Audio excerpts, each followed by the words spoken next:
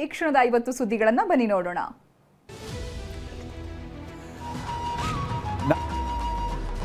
ಆಗಮಿಸಿದ್ದಾರೆ. ಅವರಿಗೂ ಸಹ ತಮ್ಮೆಲ್ಲರ ಪರವಾಗಿ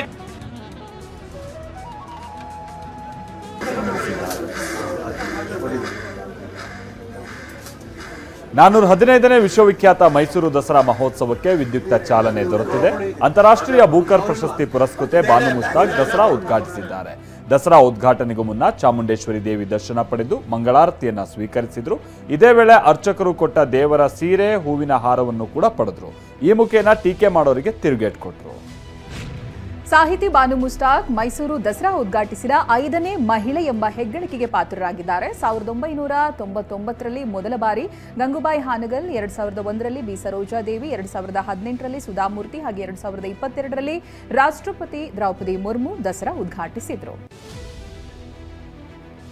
ತಾಯಿ ಚಾಮುಂಡಿ ಉತ್ಸವಕ್ಕೆ ಚಾಲನೆ ನೀಡುವ ವೇಳೆ ಅಂತಾರಾಷ್ಟ್ರೀಯ ಮಟ್ಟದಲ್ಲಿ ಕನ್ನಡ ಕಂಗೊಳಿಸುವಂತೆ ಮಾಡಿರುವ ಬಾನು ಮುಷ್ತಾಕ್ ಭಾವುಕರಾದರು. ಬಳಿಕ ಮಾತನಾಡಿದ ಅವರು, ನನ್ನ ಸ್ನೇಹಿತೆ ಚಾಮುಂಡಿ ಸನ್ನಿಧಿ ಬಳಿ ಕರೆದೊಯ್ಯುವುದಾಗಿ ಹೇಳಿದ್ದಳು. ಈಗ ಸರ್ಕಾರದ ಮುಖೇನ ಚಾಮುಂಡಿ ನನ್ನನ್ನು ಕರೆಸಿಕೊಂಡಿದ್ದಾಳೆ. ಇದು ನನ್ನ ಜೀವನದ ಅತ್ಯಂತ ಗೌರವಯುತ ಗಳಿಗೆ ಅಂತ ಹೇಳಿದರು. ಈಗಾಗಲೇ ಒಂದು ಸಂದರ್ಶನದಲ್ಲಿ ಹೇಳಿದ್ದೆ, ನನ್ನ ಗೆಳತಿ ಒಬ್ಬರು ನನ್ನ ಬುಕ್ಕರ್ ಸಂದರ್ಭದಲ್ಲಿ ಚಾಮುಂಡೇಶ್ವರಿ ದೇವಸ್ಥಾನಕ್ಕೆ ನನ್ನನ್ನು ಕರ್ಕೊಂಡು ಬರ್ತೀನಿ ಅಂತ ಹರಕೆ ಹೊತ್ತಿದ್ರು. ನನ್ನ ಆಪ್ತ ಗೆಳತಿ ಯಾಕೆ ನನಗೆ ಹೋಗಲಿಕ್ಕೆ ಸಾಧ್ಯ ಆಗಲಿಲ್ಲ ಕಾರಣಾಂತರಗಳಿಂದ. ಆದರೆ ಈ ಒಂದು ವಿಶಿಷ್ಟ ಸನ್ನಿವೇಶದಲ್ಲಿ ನನ್ನನ್ನು ಕರ್ನಾಟಕದ ಸರ್ಕಾರದ ಮೂಲಕ ಆಹ್ವಾನ ಮಾಡಿ ತಾಯಿ ಚಾಮುಂಡಿ ಕರೆಸ್ಕೊಳ್ತಾ ಇದ್ದಾಳೆ ಅಂತ ಹೇಳಿದೆ. ಸಂಸ್ಕೃತಿ ಅಂದ್ರೆ ಹೃದಯ ಒಟ್ಟುಗೊಳಿಸುವ ಸೇತುವೆ. ಅದು ದ್ವೇಷವನ್ನ ಬೆಳೆಸೋದಲ್ಲ, ಪ್ರೀತಿಯನ್ನ ಹರಡುವುದೇ ಸಂಸ್ಕೃತಿಯ ಗುರಿ ಅಂತಾನು ಬಾನು ಮುಷ್ತಾಕ್ ಹೇಳಿದ್ದಾರೆ. ನಾವು ಎಲ್ಲರೂ ಒಂದೇ ಗಗನದ ಅಡಿಯ ಪಯಣಿಗರು. ಆಕಾಶ ಯಾರನ್ನೂ ಬೇರ್ಪಡಿಸೋದಿಲ್ಲ, ಭೂಮಿ ಯಾರನ್ನೂ ಹೊರತಳ್ಳುವುದಿಲ್ಲ. ಮನುಷ್ಯ ಮಾತ್ರ ಗಡಿಗಳನ್ನು ಹಾಕ್ತಾನೆ. ಈ ಗಡಿಗಳನ್ನು ನಾವೇ ಅಳಿಸ್ಬೇಕು. ಇಂದು ಈ ಹಬ್ಬ ಮೈಸೂರಿನ ಬೀದಿಗಳಲ್ಲಿ ಮಾತ್ರವಲ್ಲ, ಇಡೀ ಜಗತ್ತಿನ ಹೃದಯಗಳನ್ನು ಬೆಳಗಲಿ ಅಂತ ಹೇಳ್ಬಿಟ್ಟು. ತಾಯಿ ಚಾಮುಂಡಿ ಶಕ್ತಿ, ಧೈರ್ಯ, ಮಮತೆಯ ಸಂಕೇತ ಎಂದಂಥ ಬಾನು ಮುಷ್ತಾಕ್ ನಮ್ಮೊಳಗಿನ ದ್ವೇಷ, ಅಸಹಿಷ್ಣುತೆಯನ್ನ ನಾಶ ಮಾಡಲಿ. ಅಸ್ತ್ರಗಳಿಂದ ಅಲ್ಲ, ಅಕ್ಷರಗಳಿಂದ ಬದುಕನ್ನ ಗೆಲ್ಲಬಹುದು. ಹಗೆಗಳಿಂದ ಅಲ್ಲ, ಪ್ರೀತಿಯಿಂದ ಬದುಕನ್ನ ಅರಳಿಸಬಹುದು ಅಂತ ಹೇಳಿದ್ರು. ತಾಯಿ ಚಾಮುಂಡಿ ಶಕ್ತಿಯ, ಧೈರ್ಯದ, ಮಮತೆಯ ಹಾಗೂ ರಕ್ಷಕತ್ವದ ಸಂಕೇತ. ನಮ್ಮೊಳಗಿನ ದ್ವೇಷ, ಅಸಹಿಷ್ಣುತೆ, ಹಗೆ ಇವುಗಳನ್ನು ನಾಶ ಮಾಡಲಿ. ಇಂದಿನ ಜಗತ್ತು ಬಾನು ಮುಷ್ತಾಕ್ ತಾಯಿ ಚಾಮುಂಡಿ ಶಕ್ತಿ, ಧೈರ್ಯ, ಮಮತೆಯ ಸಂಕೇತ ಅಂತ ಹೇಳಿದ್ದಾರೆ. ಜೊತೆಗೆ ನಮ್ಮೊಳಗಿರುವಂತಹ ದ್ವೇಷ, ಅಸಹಿಷ್ಣುತೆಯನ್ನ ನಾಶ ಮಾಡುವಂತ ಅಸ್ತ್ರಗಳಿಂದಲ್ಲ, ಅಕ್ಷರಗಳಿಂದ ಬದುಕನ್ನ ಗೆಲ್ಲಬಹುದು ಅನ್ನೋದಾಗಿ ಹೇಳಿದ್ದಾರೆ. ಬಹಳ ಚೆನ್ನಾಗಿ ಮಾತಾಡಿದ್ರು ಅಲ್ವಾ, ನೀವೆಲ್ಲ ಕೇಳಿದ್ದೀರಲ್ಲ. ನನಗೂ ಕೂಡ ಅವರಷ್ಟು ಚೆನ್ನಾಗಿ ಮಾತಾಡಕ್ ಆಗಲ್ಲ. ಈ ಸಂದರ್ಭಕ್ಕೆ ತಕ್ಕಂತೆ ಒಬ್ಬ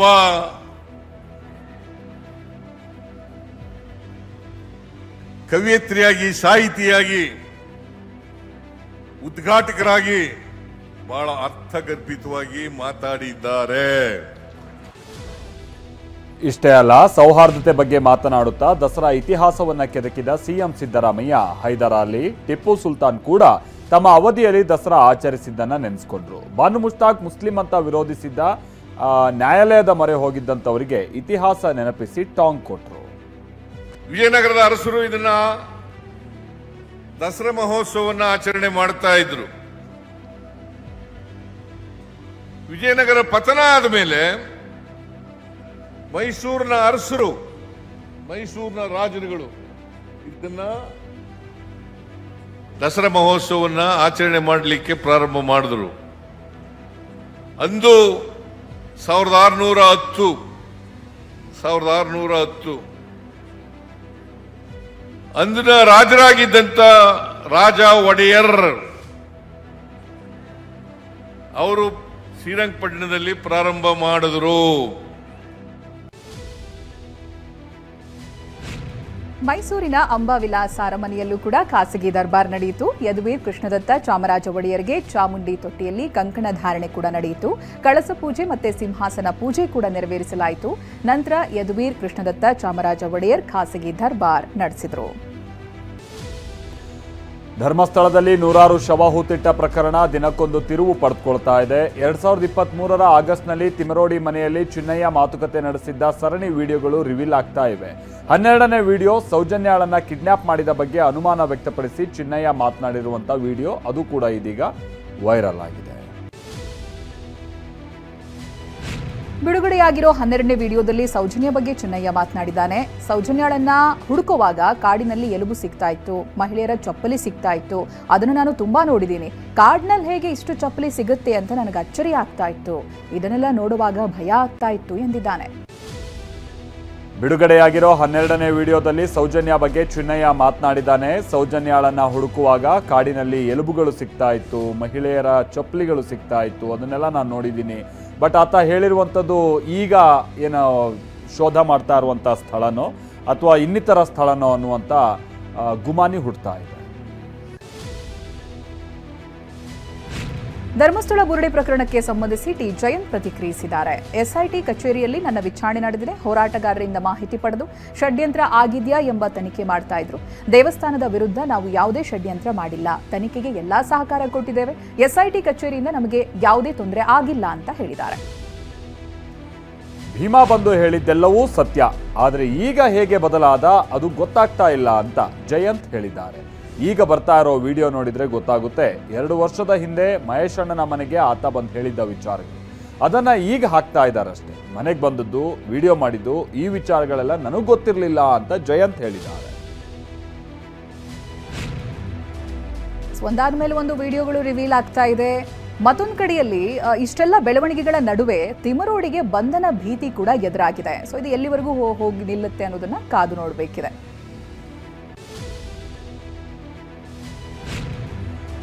ಇನ್ನು ರಾಜ್ಯ ಸರ್ಕಾರದ ಜಾತಿ ಗಣತಿ ಪ್ರಶ್ನಿಸಿ ಸಲ್ಲಿಸಲಾಗಿದ್ದ PIL ಅರ್ಜಿ ಇವತ್ತು ವಿಚಾರಣೆ ನಡೆಯಿತು. ಸೊ ನಾಳೆ ಮಧ್ಯಾಹ್ನ 2:30ಕ್ಕೆ ಜಾತಿ ಗಣತಿ ಭವಿಷ್ಯವನ್ನ ಹೈಕೋರ್ಟ್ ನಿರ್ಧರಿಸಲಿದೆ. CJ ವಿಭು ಬಖ್ರು ಹಾಗೆ ನ್ಯಾಯಮೂರ್ತಿಗಳಾಗಿರುವಂಥ CM ಜೋಶಿ ಅವರಿದ್ದ ಪೀಠ ತೀರ್ಪನ್ನ ನಾಳೆಗೆ ಕಾಯ್ದಿರಿಸಿ ಆದೇಶಿಸಿದೆ. ಇನ್ನು ಬೆಳಗಾವಿಯ ರಾಮನಗರದಲ್ಲಿ ಜಾತಿ ಗಣತಿ ಆರಂಭ ಆಗಿದೆ. ರಾಮನಗರದ ಗಾಡಿವಡ್ಡರ ಮನೆಯಲ್ಲಿ ಸಮೀಕ್ಷೆ ನಡೀತಾ ಇದ್ದು 60 ಅಂಶಗಳನ್ನು ಒಂದೊಂದಾಗಿ ಕೇಳಿ ನಮೂದಿಸಲಾಗ್ತಾ ಇದೆ. ಧರ್ಮ, ಜಾತಿ, ಉಪಜಾತಿ ಸೇರಿ ಪ್ರತಿಯೊಂದು ಮಾಹಿತಿಯನ್ನು ಸಂಗ್ರಹಿಸಲಾಗ್ತಾ ಇದೆ. ಮನೆಯಲ್ಲಿ ರಾಜಕಾರಣಿಗಳಿದ್ರೆ ಅದ್ರ ಬಗ್ಗೆನೂ ಕೂಡ ನಮೂದಿಸಲಾಗ್ತಾ ಇದೆ. ಗದಗದಲ್ಲಿ 6509 ಸಿಬ್ಬಂದಿ ಗಣತಿಯಲ್ಲಿ ಪಾಲ್ಗೊಂಡಿದ್ದಾರೆ. ಎಲ್ಲರಿಗೂ ಕಿಟ್ ವಿತರಣೆ ಮಾಡಲಾಯಿತು. ಬ್ಯಾಗ್, ಗಣತಿ ಕಿಟ್, ID ಕಾರ್ಡ್ಗಳನ್ನು ಪಡೆದುಕೊಂಡಿದ್ದಾರೆ. ಬಿಸಿಲು ಮಳೆಗೆ ಆಸರೆಯಾಗಿ ಸಿಬ್ಬಂದಿಗಳಿಗೆ ಕ್ಯಾಪ್ ಅನ್ನ ವಿತರಿಸಲಾಯಿತು. ಇತ್ತ ಕೋಲಾರದಲ್ಲಿ ಬಂಗಾರಪೇಟೆ ಶಾಸಕ SA ನಾರಾಯಣಸ್ವಾಮಿ ಅವರ ಮನೆಯಿಂದನೇ ಜಾತಿ ಗಣತಿಗೆ ಚಾಲನೆ ನೀಡಲಾಯಿತು. ಶಾಸಕರಿಂದ ಮಾಹಿತಿ ಪಡೆದು ಚಾಲನೆಯನ್ನ ನೀಡಲಾಗಿದೆ.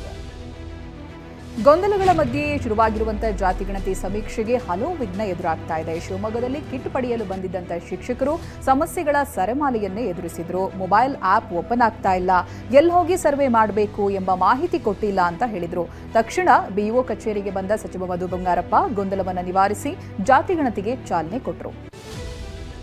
ಬಳ್ಳಾರಿ, ಹಾವೇರಿ, ಹುಬ್ಬಳ್ಳಿ, ಕೋಲಾರ, ಚಿತ್ರದುರ್ಗದಲ್ಲೂ ಜಾತಿ ಗಣತಿಗೆ ತಾಂತ್ರಿಕ ಸಮಸ್ಯೆ ಎದುರಾಯಿತು. ಬಳ್ಳಾರಿಯಲ್ಲಿ ಮೊಬೈಲ್ ಆಪ್ ಓಪನ್ ಮಾಡಿದ್ರೆ ಎರರ್ ಅಂತ ಬರ್ತಾ ಇತ್ತು. ಹಲವು ತಾಂತ್ರಿಕ ಸಮಸ್ಯೆಗಳನ್ನು ಬಗೆಹರಿಸಿದ ನಂತರ ಜಾತಿ ಗಣತಿ ಸಮೀಕ್ಷೆ ಹಲವೆಡೆ ಬಹಳ ವಿಳಂಬವಾಗಿ ಆರಂಭ ಆಗಿದೆ. ಜಾತಿ ಗಣತಿಗೆ ತರಾತುರಿ ಮಾಡಲಾಗ್ತಾ ಇದೆ. ಕಾಲಾವಕಾಶ ನೀಡಬೇಕು, ಕೆಲ ಸಮಯ ಮುಂದೂಡಬೇಕು, ಇಲ್ಲ 15 ದಿನದಲ್ಲಿ ಸಮೀಕ್ಷೆ ನಡೆಸೋದಕ್ಕೆ ಸಾಧ್ಯ ಇಲ್ಲ. ಹೀಗಾಗಿ ಹೆಚ್ಚುವರಿ ಸಮಯ ಕೊಡಬೇಕು ಅಂತ ಒಕ್ಕಲಿಗ ಲಿಂಗಾಯತರು ಒತ್ತಾಯಿಸ್ತಾ ಇದ್ದಾರೆ. ಇವತ್ತು AICC ಅಧ್ಯಕ್ಷ ಮಲ್ಲಿಕಾರ್ಜುನ್ ಖರ್ಗೆ ಅವರನ್ನ ಒಕ್ಕಲಿಗ ಲಿಂಗಾಯತರ ಮುಖಂಡರು ಭೇಟಿಯನ್ನ ಮಾಡಿದ್ದಾರೆ. ಕೇವಲ 15 ದಿನಗಳಲ್ಲಿ ಸಮೀಕ್ಷೆ ಮಾಡೋದಕ್ಕಾಗಲ್ಲ, 3 ತಿಂಗಳ ಕಾಲ ಮುಂದೂಡಿ ಅಂತ ಖರ್ಗೆಗೆ ಮನವಿ ಸಲ್ಲಿಸಿದ್ದಾರೆ.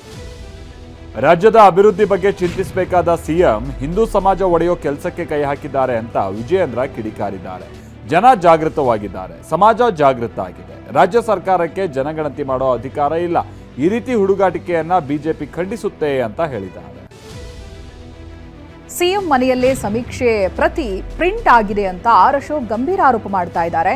ಮುಂದೆ ನಮ್ಮ ಸರ್ಕಾರ ಬಂದ ಮೇಲೆ ಸರಿಪಡಿಸ್ತೀವಿ, ಮತಾಂತರ ಮಾಡೋದಕ್ಕೆ ಸಿಎಂ ಬ್ರಾಂಡ್ ಅಂಬಾಸಿಡರ್, ಕಾನೂನು ಇರುವ ರಾಜ್ಯ ದೇಶ ಇದು, ಪಾಕಿಸ್ತಾನ ಅಲ್ಲ ಅಂತ ವಾಗ್ದಾಳಿ ನಡೆಸಿದ್ದಾರೆ. ಇಂದಿನಿಂದ ದೇಶಾದ್ಯಂತ ಅಗ್ಗದ ದುನಿಯಾ ಆರಂಭ ಆಗಿದೆ. ಪರಿಷ್ಕೃತ ಜಿಎಸ್ಟಿ ಜಾರಿಗೆ ಬಂದಿದ್ದು 375 ಉತ್ಪನ್ನಗಳ ಬೆಲೆ ಕಡಿಮೆಯಾಗಿದೆ. ಆಹಾರ ವಸ್ತುಗಳು ಜೊತೆಗೆ ಮನೆ ಬಳಕೆಯ ಸಾಮಗ್ರಿಗಳು, ಕೆಲ ಎಲೆಕ್ಟ್ರಾನಿಕ್ ಉಪಕರಣಗಳು, ಪಾದರಕ್ಷೆ, ಆರೋಗ್ಯ, ಸೌಂದರ್ಯ, ಲೇಖನ ಸಾಮಗ್ರಿಗಳು ಸೇರಿದಂತೆ ಹಲವು ವಸ್ತುಗಳ ದರ ಅಗ್ಗವಾಗಿದೆ. ಶಾಂಪೂ, ಟೂತ್ಪೇಸ್ಟ್, ಹಲ್ಲುಜ್ಜುವ brush, toilet soap, shaving cream, cycle ಜೊತೆ ಕಾರ್, ಬೈಕ್ಗಳ ಬೆಲೆಯೂ ಕೂಡ ಇಳಿಕೆಯಾಗಿದೆ. 1.5 ಲಕ್ಷ ಮೌಲ್ಯದ 350 ಸಿಸಿಯೊಳಗಿನ ಬೈಕ್ಗಳು, 1200 ಸಿಸಿಯೊಳಗಿನ ಕಾರ್ಗಳ ಬೆಲೆ ಕಡಿಮೆಯಾಗಿದೆ. ಟಿವಿ, ಫ್ರಿಡ್ಜ್ ಸೇರಿ ಗೃಹೋಪಯೋಗಿ ಉಪಕರಣಗಳ ಬೆಲೆಯೂ ಕೂಡ ಅಗ್ಗಾಗಿದೆ. ಎಸಿ, ಟಿವಿ ಮೇಲಿನ ಜಿಎಸ್ಟಿ %28ರಿಂದ %18ಕ್ಕೆ ಇಳಿಕೆ ಮಾಡಲಾಗಿದೆ. ಡಿಶ್ ವಾಷಿಂಗ್ ಯಂತ್ರ ಕೂಡ ದರ ಇಳಿದಿದೆ. ಇಂದಿನಿಂದ ಜಿಎಸ್ಟಿ ಪರಿಷ್ಕರಣೆಯಿಂದಾಗಿ ಪ್ರಮುಖ ಔಷಧಗಳ ದರ ಕೂಡ ಇಳಿಕೆಯಾಗಿದೆ. 33 ಜೀವರಕ್ಷಕ ಔಷಧಗಳಿಗೆ ಸಂಪೂರ್ಣ ಜಿಎಸ್ಟಿ ವಿನಾಯಿತಿಯನ್ನು ನೀಡಲಾಗಿದೆ. ಜೀವ ವಿಮೆ, ಆರೋಗ್ಯ ವಿಮೆ, ಕುಟುಂಬ ವಿಮೆಗೆ ಜಿಎಸ್ಟಿ ವಿನಾಯಿತಿಯನ್ನು ಕೊಡಲಾಗಿದೆ. ಹಾಲು, ಪನ್ನೀರ್, ಇಂಡಿಯನ್ ಬ್ರೆಡ್ಗೂ ಕೂಡ ಜಿಎಸ್ಟಿ ಇರೋದಿಲ್ಲ. ಕೃಷಿ ಉಪಕರಣಗಳ ಮೇಲಿನ ಜಿಎಸ್ಟಿ ದರ ಕಡಿತಗೊಳಿಸಲಾಗಿದೆ. 1800 ಸಿಸಿಯ ಟ್ರ್ಯಾಕ್ಟರ್ಗಳ ಮೇಲಿನ ಜಿಎಸ್ಟಿ 12%ದಿಂದ 5%ಕ್ಕೆ ಇಳಿಕೆ ಮಾಡಲಾಗಿದೆ. ಇದರಿಂದ ಟ್ರ್ಯಾಕ್ಟರ್ಗಳ ಬೆಲೆಯಲ್ಲಿ 41,063 ರೂಪಾಯಿಗೆ 41,000ದಿಂದ 63,000ವರೆಗೂ ಕೂಡ ಕಡಿತ ಆಗುತ್ತೆ. ಹಾಗೆ ಪವರ್ ಟಿಲ್ಲರ್ಗಳು ಸುಮಾರು 11,000 ರೂಪಾಯಿಗಳಷ್ಟು ಅಗ್ಗ ಆಗುತ್ತೆ. ಟೈ, ಟ್ಯೂಬ್ಗಳು, ಹೈಡ್ರಾಲಿಕ್ ಪಂಪ್ ಸೇರಿ ಟ್ರ್ಯಾಕ್ಟರ್ನ ಬಿಡಿ ಭಾಗಗಳ ಜಿಎಸ್ಟಿ %18ರಿಂದ %5ಕ್ಕೆ ಇಳಿಕೆಯಾಗಿದೆ. ಐಷಾರಾಮಿ ಹಾಗೆ ತಂಬಾಕು ಉತ್ಪನ್ನಗಳು ದುಬಾರಿಯಾಗೇ ಇರುತ್ತವೆ. ಈ ಉತ್ಪನ್ನಗಳ ಮೇಲೆ %40 ತೆರಿಗೆ ಮುಂದುವರಿಯುತ್ತೆ. Pan masala, cigarette, cigarette holder, ಆಮೇಲೆ ರೇಸಿಂಗ್ ಕಾರ್ಗಳು, 1200 ಸಿಸಿಗಿಂತ ಹೆಚ್ಚು ಸಾಮರ್ಥ್ಯದ ಇಂಜಿನ್ ಇರುವಂಥ ಕೆಲ ವಾಹನಗಳು, ವೈಯಕ್ತಿಕ ಬಳಕೆಯ ವಿಮಾನಗಳು ಕೂಡ ತುಟ್ಟಿಯಾಗುತ್ತವೆ. ಜಿಎಸ್ಟಿ ಪರಿಷ್ಕರಣೆ ನಡುವೆನೇ ನಂದಿನಿ ಉತ್ಪನ್ನಗಳು ತುಪ್ಪ, ಬೆಣ್ಣೆ, ಹಾಗೆ ಪನ್ನೀರು, ಗುಡ್ ಲೈಫ್ ಹಾಲು, cheese, family pack ice cream ದರ ಕಡಿತ ಆಗುತ್ತೆ. ಪರಿಷ್ಕೃತ ದರ ಇಂದಿನಿಂದಲೇ ಜಾರಿಗೆ ಬಂದಿದೆ.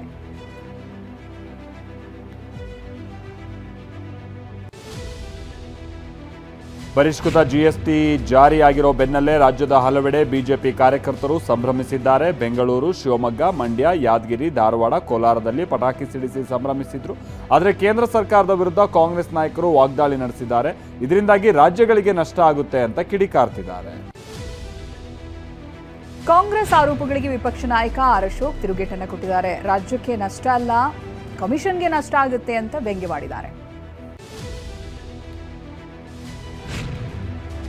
ಕಲಬುರಗಿ ಜಿಲ್ಲೆಯಲ್ಲಿ ಮಳೆ ಆರ್ಭಟ ಮುಂದುವರೆದಿದೆ. ಬೆಣ್ಣೆತೋರಾ ಡ್ಯಾಂನಿಂದ ನೀರು ಬಿಡುಗಡೆ ಹಿನ್ನೆಲೆ ಕಣಸೂರು ಗ್ರಾಮ ಮುಳುಗಡೆಯಾಗಿದೆ. ಹಲವಾರು ಮನೆಗಳಿಗೆ ಜಲ ದಿಗ್ಬಂಧನ ಉಂಟಾಗಿದ್ದು, ರಸ್ತೆಯಲ್ಲೇ ಜನ ಜಾಗರಣೆ ಮಾಡೋ ಸ್ಥಿತಿ ಉಂಟಾಗಿದೆ. ಬಾಗಲಕೋಟೆ ಜಿಲ್ಲೆಯಲ್ಲಿ ಸುರಿತಾ ಇರುವ ಮಳೆಯಿಂದಾಗಿ ಬಾದಾಮಿಯ ಅಗಸ್ತ್ಯ ತೀರ್ಥ ಹೊಂಡ ಭರ್ತಿಯಾಗಿದೆ. ಅಕ್ಕತಂಗಿ ಫಾಲ್ಸ್ಗೆ ಜೀವ ಕಳೆ ಬಂದಿದೆ. ಅಗಸ್ತ್ಯ ತೀರ್ಥದ ವಿಹಂಗಮ ನೋಟ ಪ್ರವಾಸಿಗರನ್ನ ಕೈ ಬೀಸಿ ಕರೀತಾ ಇದೆ. ಬೀದರ್ನಲ್ಲಿ ಮಳೆ ನಿಂತರೂ ರಗಳೆ ಮಾತ್ರ ನಿಲ್ತಾ ಇಲ್ಲ. ಸಿಂಜನಕೇರ ಗ್ರಾಮದಲ್ಲಿ ರಸ್ತೆಯಲ್ಲಿ ಕೆರೆಯಂತೆ ನೀರು ನಿಂತು ವಾಹನ ಸವಾರರು ಪರದಾಡ್ತಾ ಇದ್ದಾರೆ. ಚರಂಡಿ ವ್ಯವಸ್ಥೆ ಇಲ್ಲದೆ ಮಳೆ ನೀರು ನಿಂತಿದ್ದು ಅಧಿಕಾರಿಗಳಿಗೆ ಗ್ರಾಮಸ್ಥರು ಹಿಡಿಶಾಪ ಹಾಕ್ತಿದ್ದಾರೆ. ಏರ್ ಇಂಡಿಯಾ ಎಕ್ಸ್ಪ್ರೆಸ್ ವಿಮಾನದಲ್ಲಿ ಶೌಚಾಲಯ ಅಂತ ಭಾವಿಸಿ ಪ್ರಯಾಣಿಕ ಕಾಕ್ಪಿಟ್ ಪ್ರವೇಶಿಸೋದಕ್ಕೆ ಪ್ರಯತ್ನಿಸಿರುವ ಘಟನೆ ನಡೆದಿದೆ. ಬೆಂಗಳೂರಿನಿಂದ ವಾರಣಾಸಿಗೆ ತೆರಳುತ್ತಾ ಇದ್ದಂಥ ವಿಮಾನದಲ್ಲಿ ಈ ಘಟನೆ ನಡೆಯಿತು.